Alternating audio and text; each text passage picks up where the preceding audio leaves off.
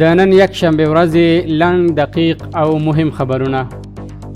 د ازموینې ملي ادارې سرپرست شیخ عبدالباقي حقانی وایي چې له لوړو زده کړو وزارت سره په همغږۍ به له دې وروسته د خصوصي پوهنتونونو د کانکور ازموینه هم د یادې ادارې له لوري اخیستل کیږي. د لوړو زده کړو وزارت مخکینی سلاکار هیواد ته راستون شو. د کابل تعلیم تربیه او ننګرهار پوهنتونونو رئیس او استاد پوهنوال ډاکټر محمد طاهر عنایت د اسلامي امارت په راتګ او په هیواد کې د سرتاسري سوري له ټینګښت وروسته له 8 کالو یو ځل بیا هیواد ته راستون شو. د چارو ادارې لوی رئیس وایي افغانستان اوس له مستحکم او باثباته نظام څخه برخمن دی. د هیواد د پرمختګ او ترقۍ لپاره کار کیږي او د هیواد د ناکامۍ لپاره د دښمنانو شوم پلانونه شنډېږي. کابل ښاروالۍ وایي د اتمې ناحیې په اووم ګذر کې د فرعي سړک د جوړولو چارې پیل شوې.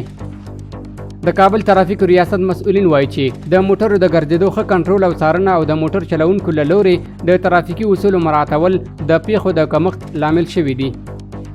د 609 میلیون افغانیو په لګښت د مزار شبرغان د غازو پایپلاین پروژې چارې پیل شوې. دغه پایپلاین 95 کیلومتره اوږدوالی لري چې چارې به د جوزجان ولایت له خواجه ګورک سیمې څخه پیل او د بلخ په کود و برق کې به پای ته ورسیږي. یا د پروژه د اسلامي امارت له بودیجې په 3 کلونو کې بشپړېږي.